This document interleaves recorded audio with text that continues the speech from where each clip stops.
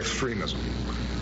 But we also have to make sure that it is not easy for somebody who decides they want to harm people in this country to be able to obtain weapons to get at them. My hope is that over the next days and weeks that we are being sober about how we approach this problem, that we let the facts get determined by our investigators, but we also do some reflection in terms of how we can best tackle what is going to be a very challenging problem, not just here in this country, but around the world. We're going to talk about this tragedy in Orlando from all sides tonight, the policy, the politics, and the presidential race. But let's start with one of the many fundamental questions. John, what does the shooting mean for the U.S. war against terror? Well, Mark, I think that there's no question that, in these moments, we saw this after Paris, we saw it after Brussels in terms of mass shootings abroad, and then, of course, San Bernardino, and now here in Orlando, there's a heightened degree of focus on the issues at hand. There's not perfect unanimity between the parties, but I think there is basic agreement on the notion that ISIL or ISIS or the Islamic State, however you want to describe it, is at the core of what some of these events, what's driving them, and whether that's through direct recruitment or ideological recruitment, people who have the belief in what ISIL and ISIS/ISIS are trying to do, it's at the core of it. And so I think there's broad agreement that we have to try to wipe out that threat abroad. The big questions are how we go about doing it, and then there are obviously domestic questions dealing with the homegrown element of this. What can we do within the borders of the United States? And that's going to be a pretty thoroughgoing debate I think we're going to see for the rest of this campaign season. It's a horrible event. The loss of life and the family is just a horrible thing for the country and obviously for the Orlando community. But it's also horrible because I think it shows how much division there is on how to fight the war on terror. How much emphasis there needs to be on trying to improve America's image around the world, how much we need to sacrifice in terms of individual liberty. The debate as it's occurred so far and the vulnerability that this shows to America. We've been waiting since 9/11, unfortunately, for an event like this. And it shows just how unable the country is to stop something so simple and so horrible. Yeah, and I think it is. There's obviously, as I say, I think there is a kind of core level unanimity on the topic in the sense that people recognize that we have to get at the root causes. But then there's the question of tactics about going about that. And I do think there are pretty substantial differences between the parties about how to deal with the root cause abroad. And there are all these questions about how much do we want to try to redefine our way of life? How much more surveillance should there be? How much do we enlist high-tech companies in the help in trying to root out people who have extremist ideologies internally within the country? All those things very much on the table. It is a new phase, though, because I do think that, as you said, for a decade or so, we kind of waited for this to come home, but it hadn't really come home. Now it has really very much come home, and it's very much the focus, I think, for a lot of people about what to do coming next. And it's going to be, as I say, a big and I think energetic debate going forward. Okay, so this shooting has renewed calls for tighter gun control laws in America. That's one of the things that people are talking about in terms of dealing with these homegrown threats. Authorities say that the weapons used on Sunday were purchased legally by the shooter, who passed a background check despite being previously investigated for terrorist links by the FBI. So, Mark, this debate obviously is perennial, the gun control debate, but what do you think the shooting means for that discussion and that argument in American politics now? Zero. After every mass shooting, there's talk. The president today and other supporters of stricter gun control laws talk about how we should take the event and turn it into a push for more gun control. But because of the nexus here, with so many other issues, including national security, I don't think this has any chance of having any impact on a debate about whether there should be additional measures. Well, I think that probably is right in the short term, but it's obvious that Hillary Clinton is going to put it front and center in terms of her presidential campaign. It's also obvious that that there is a wide degree of agreement among most American voters that certain kinds of common sense gun regulations they'd be for if they were put before them. So the question, I think, is if Hillary Clinton makes this central to her campaign, and if Democrats retake control of the Senate or the Senate and the House, does the political circumstances that currently constrain action in this area, might those change? And again, Hillary Clinton's been putting this front and center for months now. She may be laying the groundwork for being able to actually accomplish something on this front if certain things change in terms of the makeup of the control of Congress and she wins the presidency. I should have been more clear. I meant in the short term. In the long term, I agree with you exactly. I think that Hillary Clinton is going to be the most aggressive candidate in the history of the country, advocating more aggressive changes in gun control laws, and this event is something she will talk about. So, if the face of Congress changes, if Hillary Clinton wins and considers herself have a mandate for it, absolutely could lead to change. In the short term, though, the short-term debate is not going to be about between now and the end of the year how to change gun laws, because Republicans aren't going to focus on that, and they still control the Congress and a lot of states. Right. We totally agree about the short-term prospects, but you know, there's no issue on which there is, if you judge by, and we're going to talk about Secretary Clinton and Donald Trump's speeches today, but there's literally no issue on which there's more clear division between Hillary Clinton and Donald Trump than on this very issue, if you just take them by their words over the past months and today. And so I do think, you know, there's a predicate by Secretary Clinton being laid down here. Again, if we assume that this will not the last attack of this kind that we see on the homeland, and if certain things change, I do think it may be the first time that there could be measurable change in this area in many, many, many, many years if those things happen in that sequence. Yep. All right. Obviously, because the target of the attack, a gay nightclub during Pride Month, that has sparked an outpouring of support and solidarity with the LGBT community over just the last couple days. Vigils have been held and planned across the country and around the world. Tonight, the Eiffel Tower lit up in rainbow colors to remember the victims of Orlando. So, John, based on what's happened already, as you project forward, what does this tragedy mean, do you think, for the gay rights movement? Well, I think, look, the gay rights movement in America, because of demographics, is advancing. It's been advancing for a long time. What we saw today is, unlike the gun control debate, where the lines are as clearly drawn and the parties remain as far apart and the leaders of the two parties remain as far apart as ever, this has suddenly brought along a lot of Republicans who had not been previously prone to talking about, in sympathetic ways, towards the LGBT community. They suddenly are, and you hear it from Donald Trump, you hear it from Marco Rubio, you hear it from a lot of Republicans who are suddenly out as expressions of sympathy. And when you hear a party having to express sympathy or wanting to express sympathy, as they are right now, it makes it a lot harder for them to later or simultaneously be against other measures that help that community. So I think, you know, there's no way in which you want to ever think about something like this as being somehow there being a political upside or a silver lining. There is no silver lining for the people who lost their lives in Orlando. But it is the case that I think that it is bringing out more explicit sympathy from people who have not traditionally been sympathetic to LGBT rights in the last 24 hours than we've heard maybe ever. As much as LGBT rights have advanced in just the last few years, as much as some Republicans have been outspoken before the horrible events of the weekend, this is going to be a huge deal. It already is.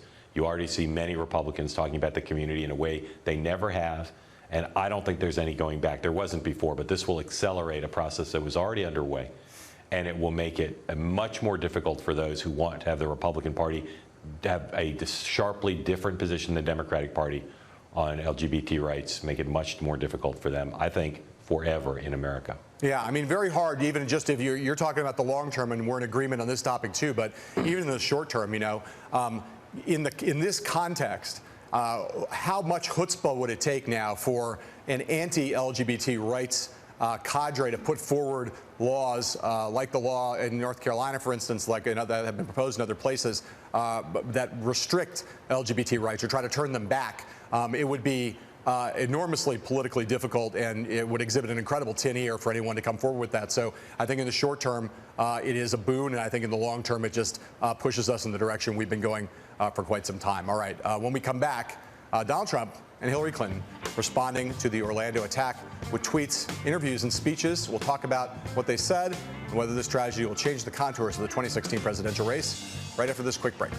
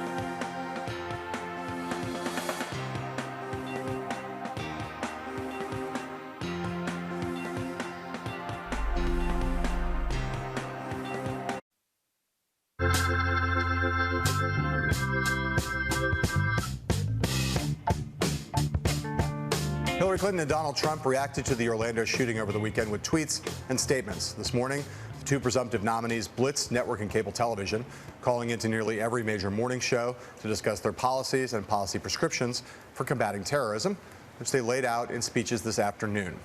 Clinton spoke in Cleveland, Ohio. Trump spoke in Manchester, New Hampshire. They each spoke about terrorism, gun rights, and the LGBT community. Here's what it sounded like. The Orlando terrorist may be dead, but the virus that poisoned his mind remains very much alive. It's an assault on the ability of free people to live their lives, love who they want, and express their identity. The attack in Orlando makes it even more clear. We cannot contain this threat. We must defeat it.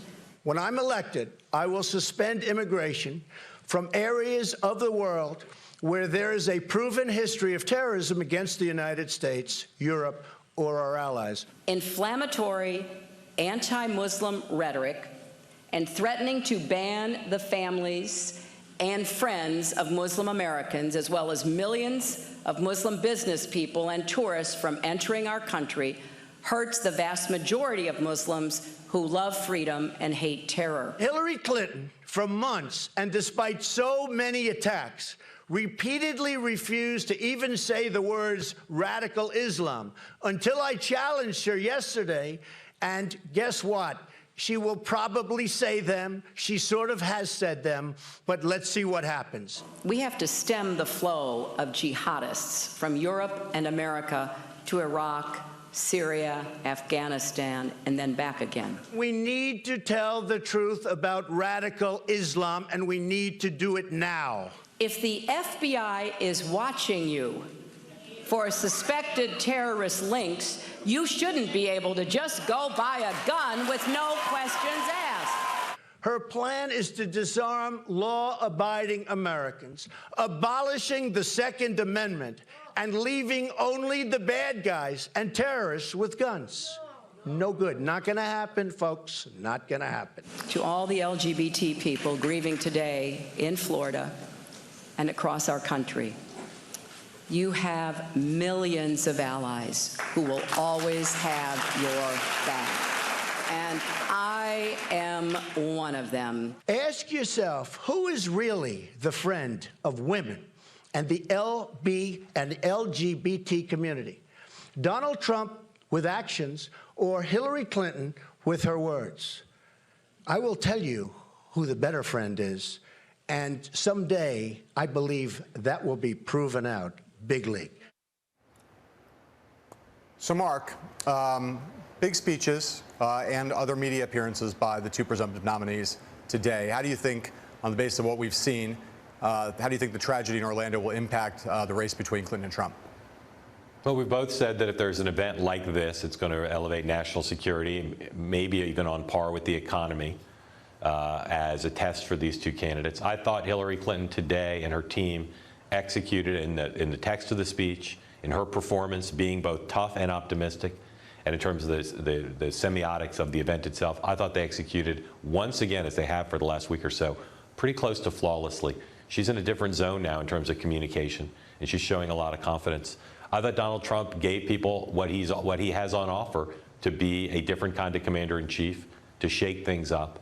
And when he today talked about banning immigration from countries that have been problematic as opposed to a Muslim ban, I think you see him simultaneously grappling with how to seem tough, but also perhaps trying to change some of the policies that have bothered people even within his own party. I want to just focus on Trump to start with, just because in terms of the major policy thing, Hillary Clinton basically articulated what has previously been her policy with a few little bells and whistles on the side.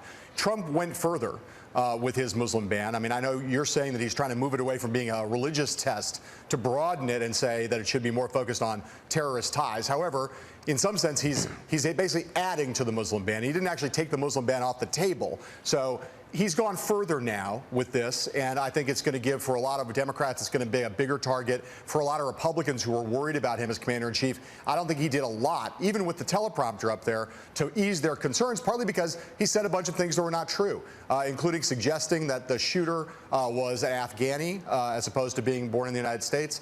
suggesting that kind of casting a very broad net over the entire Muslim American community, basically saying they all know when there are bad people in their midst and they just are failing to turn those people in. So my sense, I thought, that Trump, you're right, he gave people exactly what he's been giving them, and he's going to be consistent, I think, in that sense, the bigger, tougher approach. But I don't think that he's did a lot today in that speech, and we could talk more about the things he said on morning television, which is in some ways worse. But in that speech today, I don't think you're just going to have a lot of Republicans who watched that, who are worried about him as commander-in-chief, who thought that that was a speech that would make them feel reassured.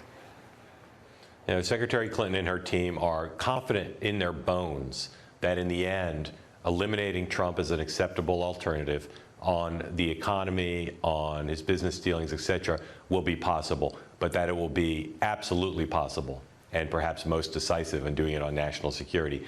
And they'll look at the performance today, and they'll say she performed as a steady leader and he performed as a much more of a hothead.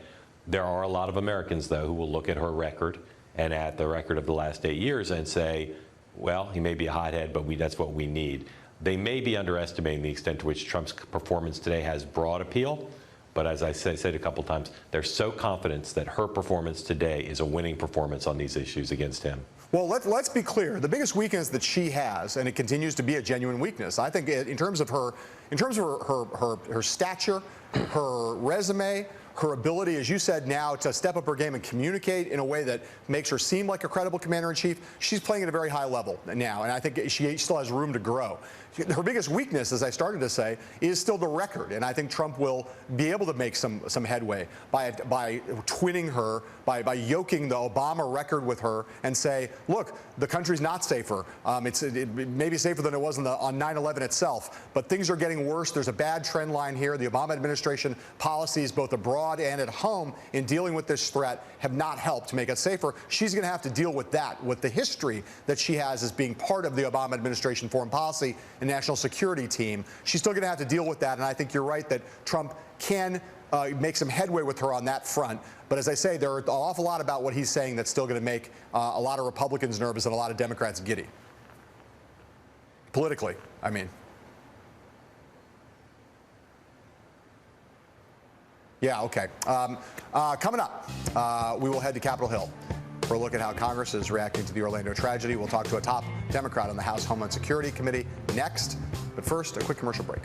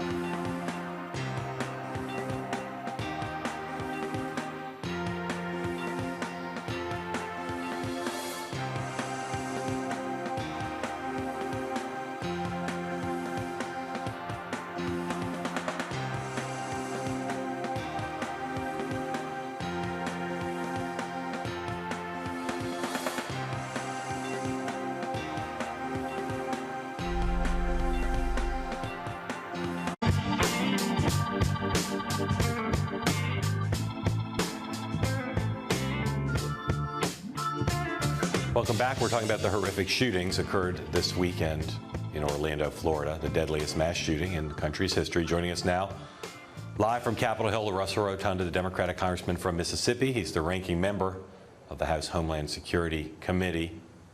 Benny Thompson. Congressman, thanks for joining us. Thank you for having me. Given how open and free America is, given the availability of guns, should Americans just accept this kind of incident as the new normal, or is it realistic that the government could stop such things from happening? Well, I think it's realistic that the government should start looking at what's happening and whether or not there's some things we can do to minimize tragedies like what happened in Orlando.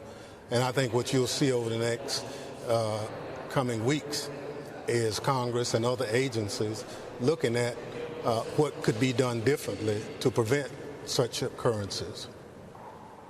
So, Congressman, at this early stage, with obviously not all the facts known, what's one legal change which, had it been in place, that would have made this less likely? Well, I think there's concern that I'm hearing from a lot of people saying if the FBI had this person on their radar screen for making terrorist or extremist-related comments, should that have disqualified him from buying a weapon? I think the lawyers will look at that, but I think it goes to the notion of what kind of background checks would pick up such a thing, or if the FBI conducted an investigation, would that information go into a background check and be enough to deny a person the right to own a gun? So those are some of the things right off the bat that we could look at. We looked at similar things after 9/11. There are a lot of things that are banned from being on airplanes now that before 9/11 we could do it. Box cutters, certain knives of certain lengths. We can't do any of that now. We've hardened cargo doors or the cockpit doors on passenger planes.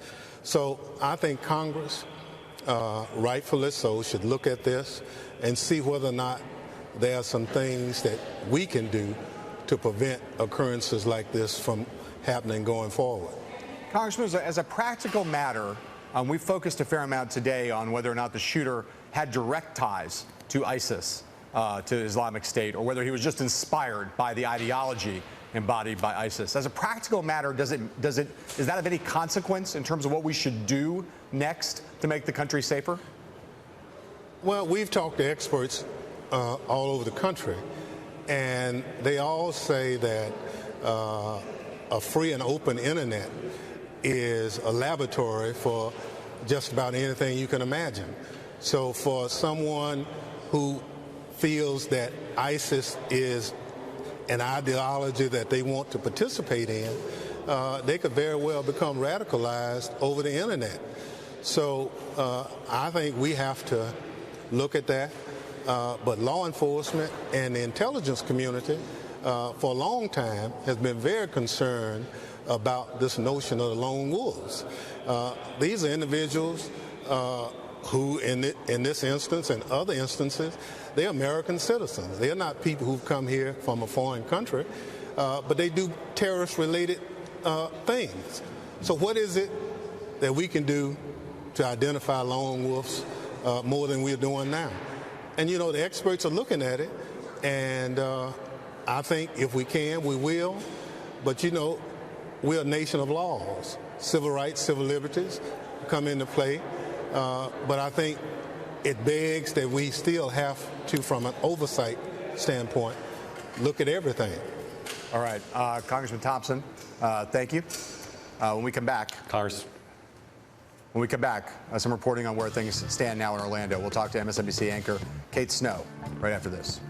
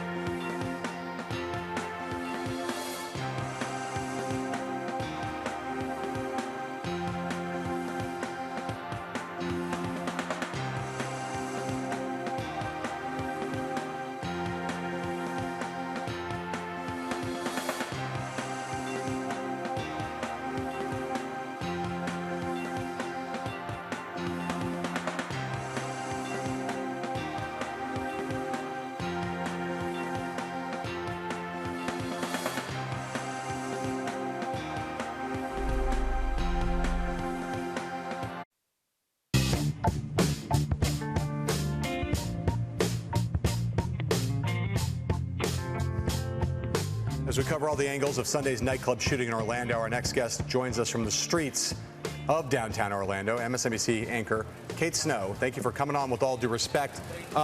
Kate, being in a situation, being on the ground in a place where such a horrific tragedy is taking place, it's a huge shock that gets sent across the community. Just give us a sense of how the various affected communities and the city more broadly is dealing with the fallout from what happened over the weekend.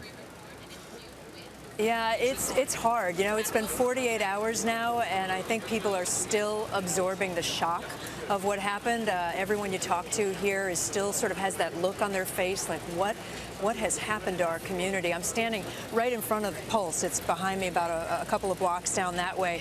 And I will say we haven't been able to get really close to the scene today because they've kept us, you know, distant. And so it's been hard to kind of absorb, even for me, the gravity of what happened here, the fact that 49 lives were lost in that building right over there. You feel a little bit distant from it because the police are still keeping us away. It is such a crime scene. Obviously, they have to spend days now processing it. They're now going through the shooter's computer and digital trail, trying to figure out more about him. We did learn a lot more about him today from the FBI director, and just in terms of all of the times over the past few years that he has sworn allegiance to or said he supported various groups overseas. So we did learn a little bit more about the shooter, but I think more importantly, we're starting finally, Mark, to learn a little more about the victims here. Kate, the LGBT community has obviously over a long time has faced hate crimes and has been subject to those crimes. This particular crime is one that's also tied up with the issue of Islamic radicalism, Islamic terrorism. To the extent that you've had contact with victims' families and others in that community, how are they dealing mentally with the fact that they're kind of they've been hit with kind of a double-barreled hate crime? Yeah, John, I've actually talked to a number of people today and yesterday about that very thing, leaders in the LGBT community here and nationwide. I was talking to a city councilwoman a little bit earlier.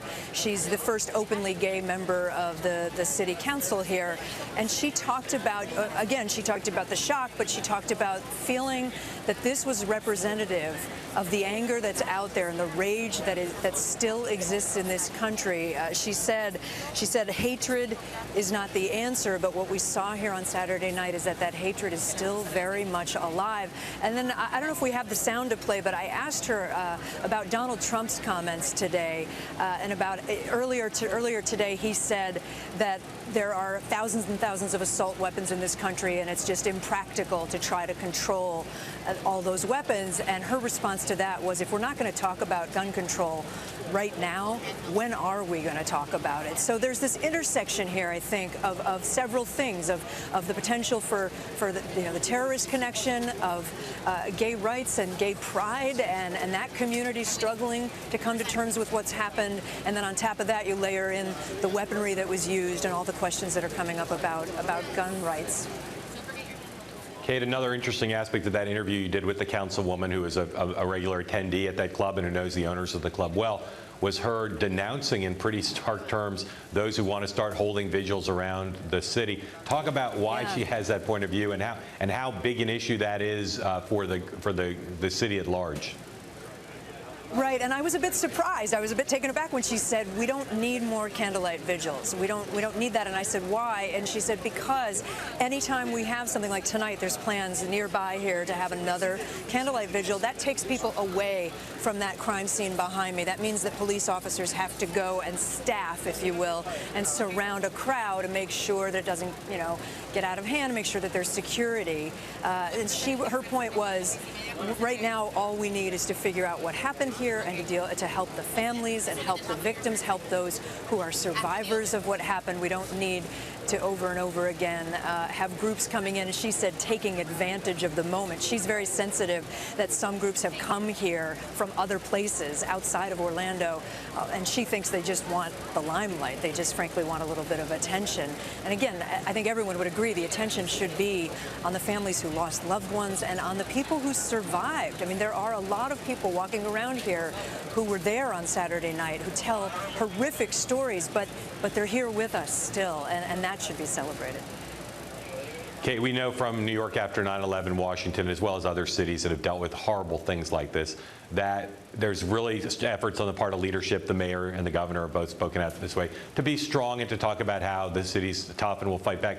But there's also always some jitteriness, some concern that there could be something else. How much of that are you feeling amongst people there, that people are not relaxed, not just sad about what happened, but worried about other attacks? You know, it's interesting compared to other, and unfortunately in this business, we've all been to too many scenes like this, and compared to other places that I have been, I don't feel as much a sense from people here that they're worried about something happening again imminently. I think there is a sense, a collective sense here, that this was one man, and according to family and friends, had a long history of instability. You know, his own father describing some of that today to some of my colleagues, that he was someone who really struggled, potentially even with mental health issues. So I think there's a sense here that this is one isolated guy. But that said, you know, the connections overseas and the fact that he said that he wanted to swear allegiance to ISIS obviously has the whole country on edge. This is a very different thing for the gay community, too. We've had so many horrible hate crimes against individuals over the past, you know, decade. But to have 49 people all at once massacred in a gay club is something entirely different. Kate, we in the political world obviously are looking at this to some extent, not totally, but to some extent through the political lens. So we watched Donald Trump respond. We watched Hillary Clinton respond. I know you're down there pretty busy, and I know you didn't get a chance to see both those speeches today. Well, but I'm curious as to I saw a large part of both of them, John. Okay. I'm curious as to how much people down there are even paying attention. Whether the people in the affected communities could care less what Donald Trump and Hillary Clinton have to say, given what they're dealing with in terms of the immediate horror. I just think it's too soon for most people who live here. I mean, I think, or people, I should say, who are really directly connected to what happened here on Saturday night. They are still in mourning. They're still trying to process what happened. They're not sitting and watching, you know, cable news, MSNBC, and tuning in to see either the Clinton or the Trump speeches. And I think there is a sensitivity here to, again, to go back to what the councilwoman said to me, don't take advantage of the moment. They don't want politicians or anyone else to be sort of, you know, sweeping in and taking advantage of this tragedy to make a political point or to try to win, to score some points politically. Okay, Kate Snow, thank you so much. Thank you for being down there, and thank you for being with us. We appreciate it. Up next, we have more about Donald Trump's speech in New Hampshire today. We'll talk political strategist Mary Madeline and senior Trump advisor Barry Bennett when we come right back.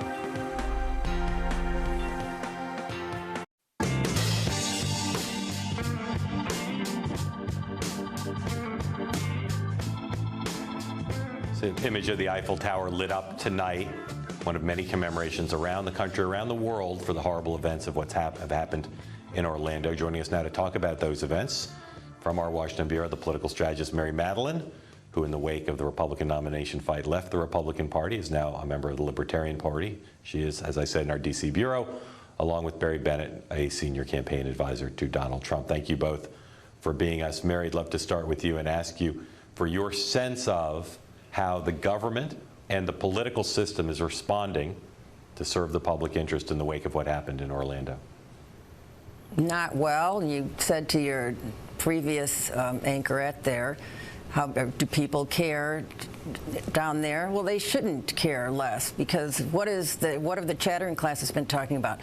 Gun laws or gun restrictions or background checks, all of which would have made a difference in this case, or lone wolf mental instability.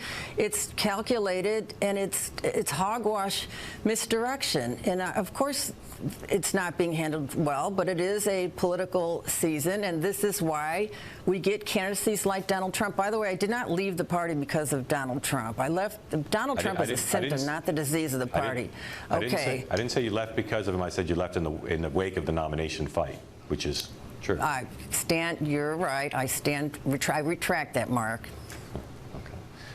Barry, just talk about the campaign's decision for your candidate to give the kind of speech he did today, change the schedule. What went into that decision? Well, I mean, I think that this is a great example of our government not doing its job and protecting us. I mean, we know precious little about what causes someone to suddenly radicalize, but we need to know. And we need to know that that we can keep those people out of the country from immigrating here, and people that are here that we could watch. I mean, our government has totally failed at this, and we're now asking the FBI to clean it up after we've brought, hundreds of thousands of people here, and it's an impossible task. But it's just yet another example, unfortunately, of government failing, which I think, is probably going to be the long-lasting effect of this. Can I say that Barry makes a good point? I don't know if it's government failure. I think it's sort of a cultural failure in that we disincentivize coming forward. We disincentivized coming forward in the Fort Hood case, in the San Bernardino case, and in this case, because we don't want to appear intolerant. That's not I'm pretty sure the FBI is doing their job as well as they're allowed to with the rules of engagement under which they're acting. But if people don't want to come forward when they clearly have a suspicion to come forward, well, then we're going to keep having these sorts of tragedies. Barry, let me ask you this question about something your candidate, Mr. Trump, said this morning on Fox and Friends about President Obama. I'm going to read you two quotes, okay? The first quote is, quote, "He doesn't get it," referring to President Obama, "he doesn't get it, or he gets it better than anyone understands. It's one or the other, and either one is unacceptable." The second quote was, "We're led by a man that either is not tough, not smart, or he's got something else in mind, and the something else in mind, people can't believe it." Can you just explain what those quotes mean? The second part, not the parts about him not getting it, but what is the something else in mind, and what is the he gets it better than anyone understands? I can only tell you what they mean to me. I think what he was talking about is he's just stuck his head in the sand, right? He refuses to call it what it is, radical Islamic terrorism. He's kind of wishing it away. It's all politically correct. We love everybody, and we're not allowed to hate even terrorists. We can't even we can't call them by their proper name. That kind of attitude, which is, not helping the case at all. But Barry, those are both really consistent with he doesn't get it, or he's not tough, not smart. I understand that part, the part that he thinks he's clueless. It's the other part that I'm curious about. Or he gets it better than anyone understands. Or he's got something else in mind, which is the either or. So what's that allude to? Well, I think that he has something else in plan. He just plans to wish it away and throw it all on the next president. So many people think Mr. Trump was suggesting that President Obama is somehow complicit in these acts. Are you saying that that's not how we should interpret that? That's exactly what I'm saying. Okay. Maybe you could interpret it as he knows that Obama supports open, lawless borders, which Trump clearly does not. Maybe he thinks that Obama's turning a blind eye to this because he wants it comports with his border security plans. There's a lot of interpretations. You're 100% right. I was just trying to get what Barry's word since he works for the campaign. Mary, my question for you is, how do you today? Mr. Trump gave his speech and said he still is in favor of his ban on Muslims, a temporary ban on Muslims coming into the country. He also says he wants to ban immigration from countries that have any ties or historic ties with terrorism. How do you feel about those two proposals? I think it's sort of a sledgehammer, but the essence of it is correct. We certainly could have more scrutiny of people coming from known terrorist countries, and we should do deeper background checks, and we should have extra scrutiny. We also need to address, as Barry's already alluded to, the lone wolf or the known wolf situation. These are when we need to do scrutiny on these lone wolves and these known wolves, because they don't act alone. The very definition of a cell, of a terrorist cell, is a leaderless resistance. They have no leaders. They don't call up Al Qaeda or ISIS Central and say, hey, give me I'm punching in today. They do what they do the way that they do it. This is pretty custom for them. So yes, we have to do better scrutiny. That doesn't mean we need immigration reform anyways, and part of the immigration reform would be to pay special attention in the way the Israelis do to people that are coming from known terrorist countries or countries that harbor terrorists. Okay, Mary Madeline, Barry Bennett, stand by. We're going to come back. We're going to talk more about the issues related to the Orlando attack in just a moment. And if you're watching this program in Washington, D.C., you should know that you can now listen to it live on the radio. It's Bloomberg 99.1 FM in Washington, and we'll be right back.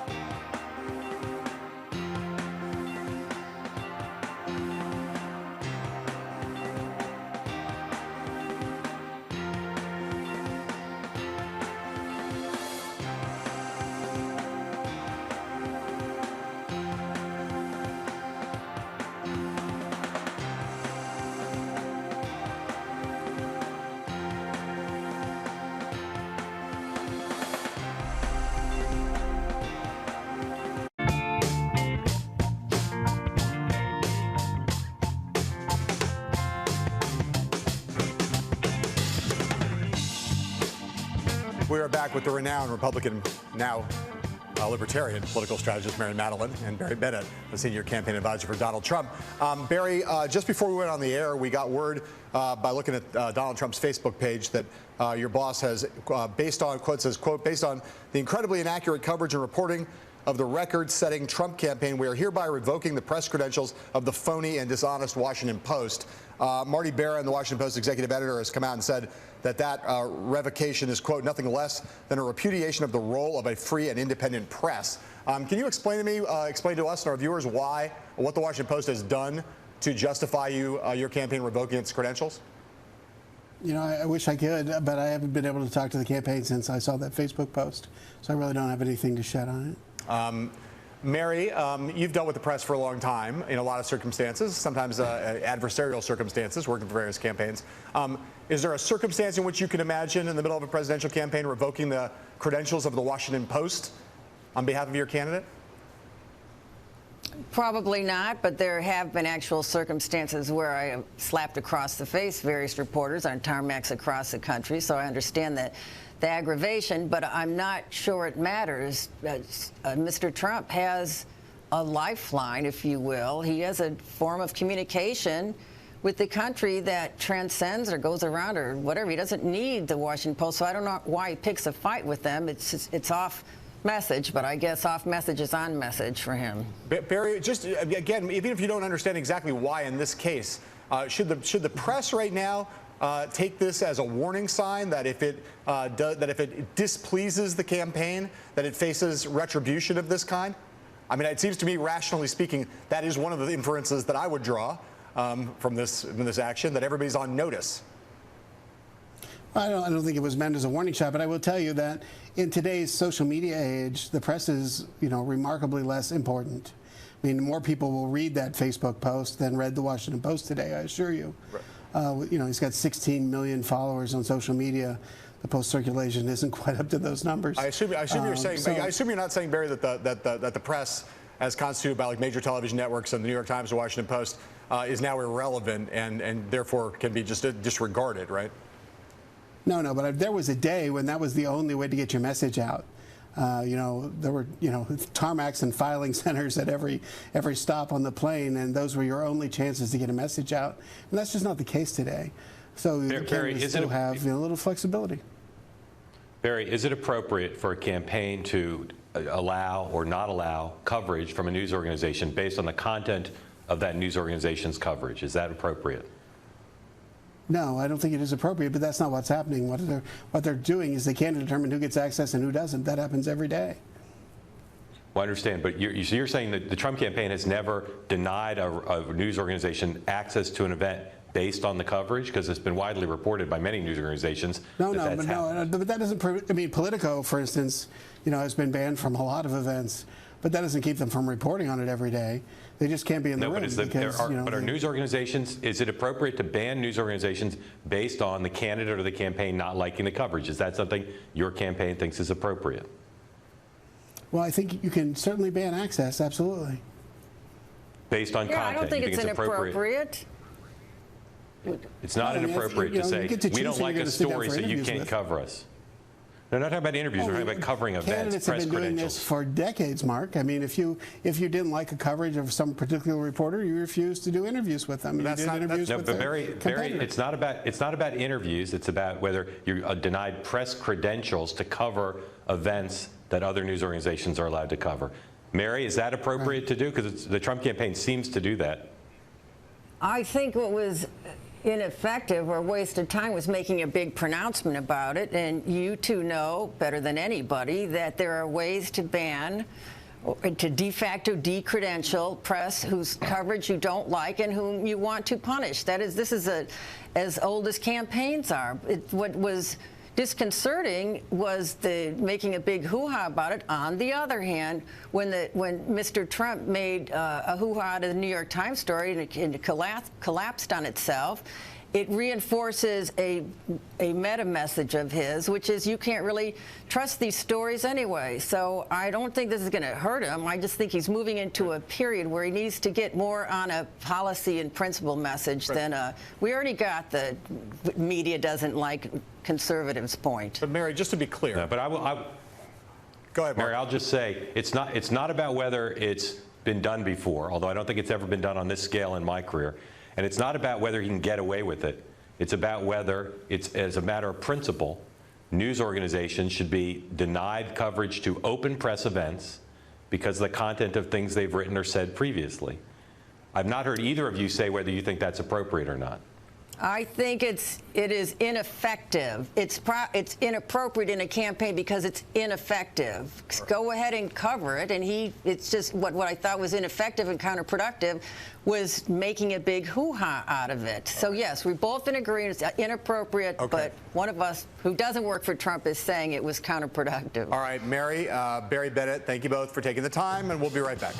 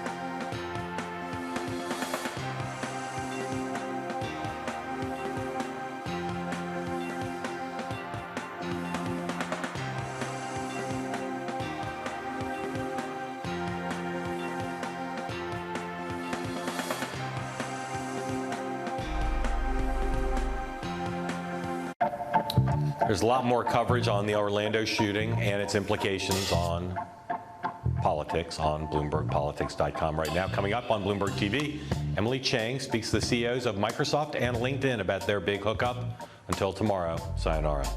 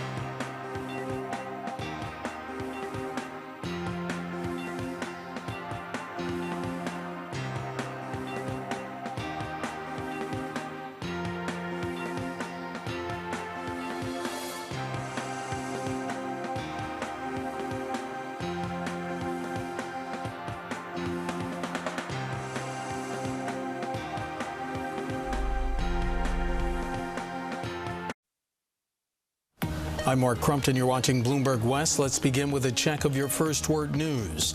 Hospital officials say 5 of the 53 people wounded in Sunday's mass shooting in Orlando, Florida, are still in grave condition.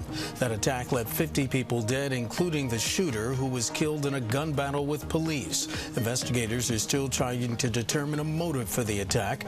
President Obama says the case is being treated as a terrorism investigation.